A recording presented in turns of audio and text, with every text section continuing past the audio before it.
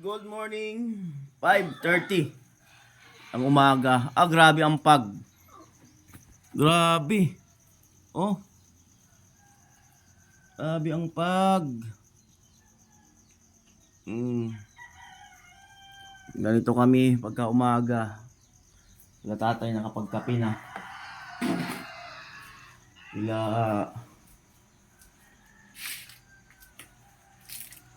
dilim nga lang.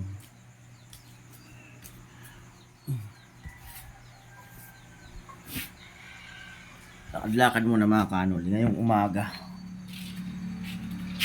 Chinelas ko. Waring na naman yung chinelas ko. Waring. Magandang umaga. Ayan. Sarap lang ano. Grabe ang hamog, no? Ikapal, no? Wala na naman. Lahat naman ang tricycle ni Bayaw.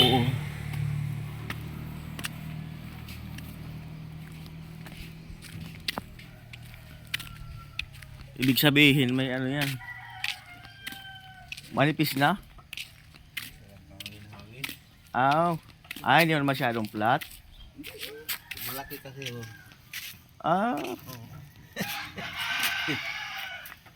Kulang sa hangin.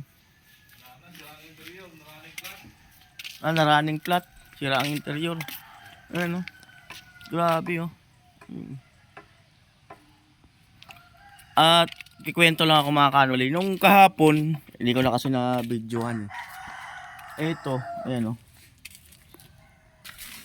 Tinahi na lang to. Tinahi na lang to.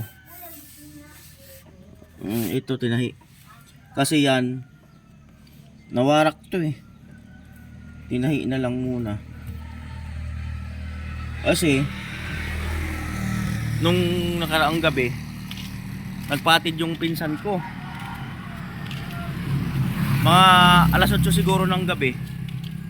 Tamang takbo lang naman. Tamang takbo. Kaya lang nung bawa ito, yan, tumatakbo nung parito na kami yan, biglang may tumawid na malaking aso, bigla bang gumanon sa pool. At ayun, kinaumagahan nakita ko yung harapan ng sasakyan, warak. Grabe, delikado talaga yung yung ang unang concern ko talaga sa buong Pilipinas, lalong lalo na yung malapit sa kalsada. Hindi ito masasabi ng kung hindi ka nagmumotor or hindi ka nagdadrive. Hindi mo ito masasabi. Pero kung nagdadrive ka, nagmumotor ka, nagsasakyan ka, masasabi mo ito. Ayan, sa tagal ko ng pagdadrive sa kalsada, yung mga aso talaga, number one talaga yung mga aso na nagiging cause ng aksidente. Yung mga aso, kasi pag may parating na sasakyan or motor, maingay.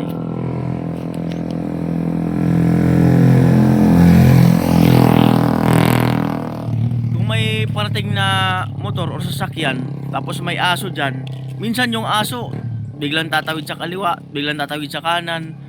Kaya yun ang nagiging cause ng ng pagkadisgrasya ng mga driver.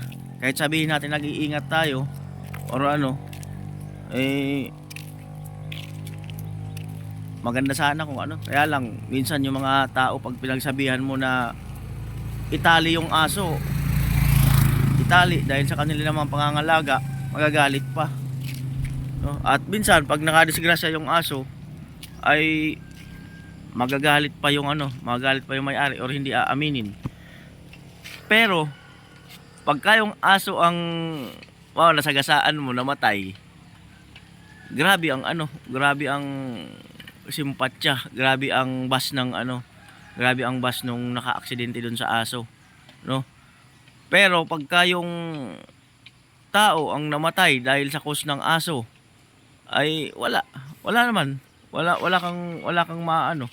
Wala kang masasabing, wala kang maririnig na kung ano. Pero kung yung aso nasagasaan, lintik talaga. Ang daming simpatya, nagmi-million views, nag-ano-ano kung ano-ano pa. No, pero pag yung tao nga ang namatay dahil sa cause naman talaga ng aso or kapabayaan ng may-ari na hindi naman tinatali, no? Ayun sa akin ano lang, sa loobing ko lang 'yun. Hindi ako nagmamagaling at hindi ko rin sinasaktan yung mga damdamin ng mga pet lover, di ba? Kasi ako pet lover din ako, kaya nga lang pusa nga lang ang sa amin. O kagaya nito, nasa kalsada lang. O di ba? Kagaya niya may dadaan na, tatlong aso pa agad. May dadaan na motor. Oh. Oh. O di ba? Kahit tama yung takbo mo niyan, tama yung takbo ng motor, pag bigla yan tumawid, possible yan. Simplang yung nakamotor. Di ba? So yun lang. Yun lang ang say ko. Pero kagaya ng sinabi ko, wala akong nais na saktan ng damdamin. Pero maganda sana. Sa ibang lugar yung aso inuhuli na ng barangay eh. Ayan, maagos na. Malinaw-linaw ang tubig oh. Sarap pakinggan ng agos. Lalakihan kasi tong tulay. Yung kagaya nun. Yun, oh. May poste nang nakaabang. Nung araw, yan dito kami naliligo. Ang linaw ng tubig dito. Dito kami tututbrush naglalaba. Sa ilog na to. Kaya nga lang, wala na.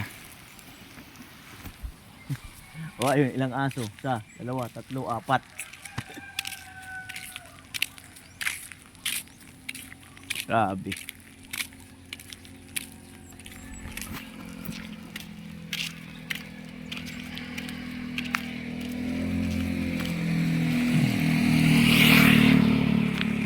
Di ko alam kung mayroong low pressure.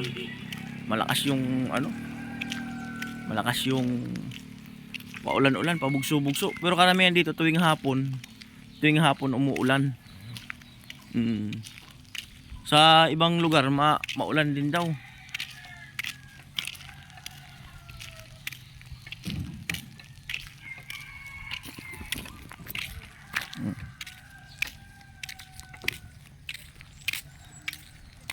Yung motor niya Frankie.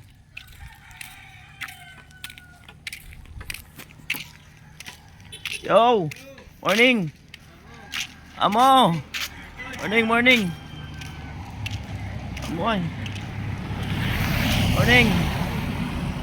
Ilang minuto na ba? 8 minutes. Lahat mga 10 minutes man lang. Ayun yung taas ng bahay oh. Wala na akong makwento. Yun lang mga kanuli, no? Ano lang siguro? Ingat na lang siguro sa Ingat na lang sa pagdadrive. Kasi tayo yung may isip. Yung aso wala mang isip. Ayan. Bye-bye.